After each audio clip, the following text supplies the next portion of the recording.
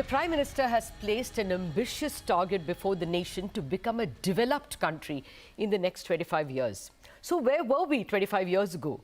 India's GDP in the early 90s was a little over $300 billion and today stands at nearly $3 trillion.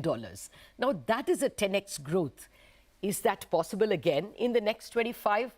One person best placed to answer this is Mr. Deepak Parekh, the man who has overseen the growth of India's financial sector in the last 25 years, having built 4 A1 companies, an NBFC, a bank, a mutual fund and an insurance company. Mr. Parekh, thank you very much for joining us on what's a very important occasion for the country. Well, first up, this goal that the Prime Minister has placed before us to become a developed country in 25 years. What are your thoughts, I mean, in terms of the economy, the GDP and the per capita? See, Lata, I have been recently saying to every foreign investor and anyone whom I meet that in my 50 years of working life in India, I have never been as optimistic about the future potential of our country as I am today. Okay. We have been saying this for a while, that the optimism around India's growth potential is well within our grasp. The pivot of future global growth has clearly shifted to Asia. And for India, one is seeing trends of transformation at a very large scale. We, as you know, are one of the largest countries in Asia if you take China out. Yes. So over the past 15 years, more than 300 million Indians have been lifted out of poverty.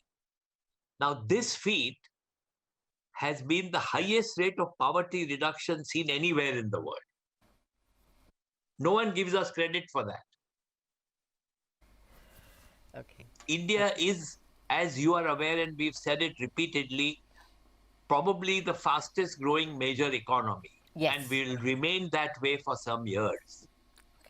So with our rising middle class, aspirational society, domestic-driven large consumption, what the country now needs is a higher rate of investment. Nothing is achieved without vision. Nothing is achieved without conviction. That was what the Honorable Prime Minister was alluding to yesterday.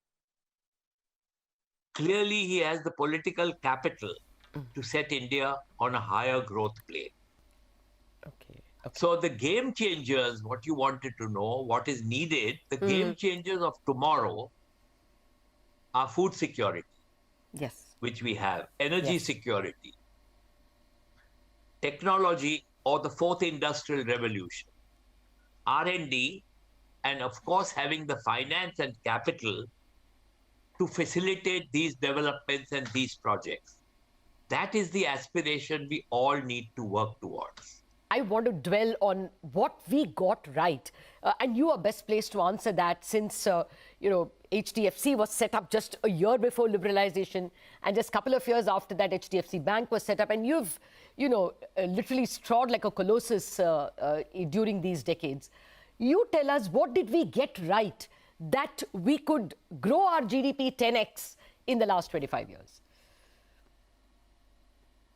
So if you're talking of the past, so in chronological order, to my mind, there are 3 standout successes, which are significant. There are lots of others, but these are significant. First is the economic and financial liberalization of the 90s, which paved the way for private sector banks, asset management companies, mutual funds, and later even insurance companies. So this was the starting point of the formation of financial conglomerates in India. Yeah. The second standout success, according to me, was the coming together of the JAM Trinity, the large scale up of Jan Dhan accounts, which no other country has been able to achieve. The Aadhaar cards and the mobile numbers. This combination gave the much needed thrust to financial inclusion. What did it give? It gave every citizen an identity to be included in the financial system. Rapid penetration of mobiles at very affordable price points, enabled online payment system to grow rapidly in the country.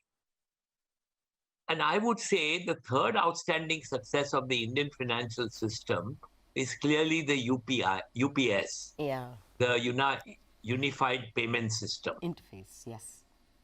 It not only showcased to the world our IT capabilities, but has also revolutionized the payment industry.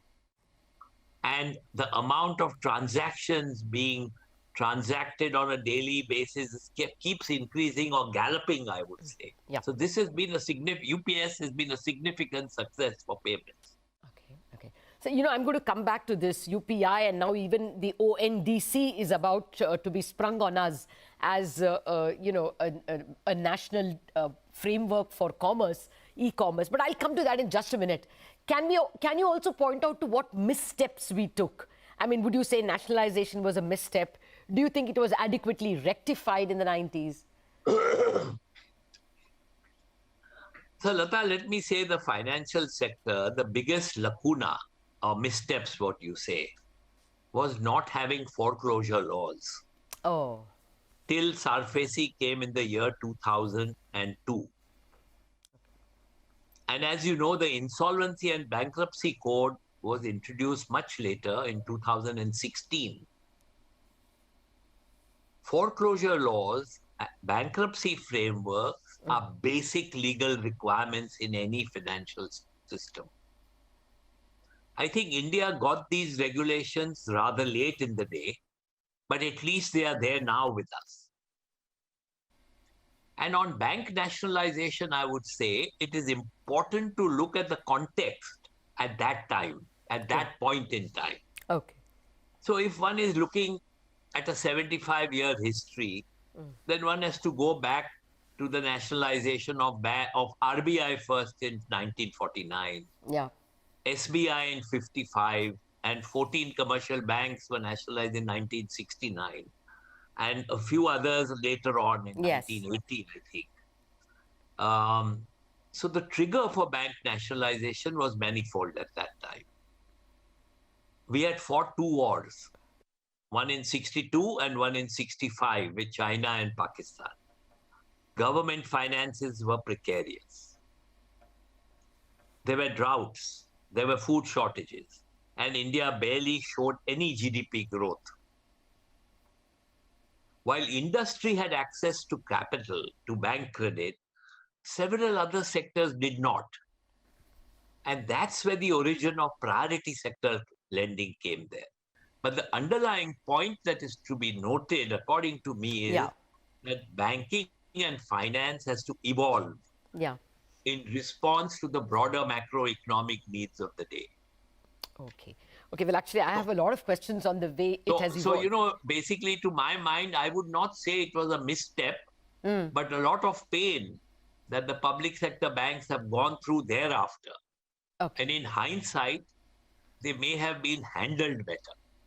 Okay. Okay. Mr. Parekh, I have to take a break, but I'm coming back with lots more questions on how the banking sector has evolved and the financial sector has evolved thereafter, and therefore the promise of the future. Back in a jiffy.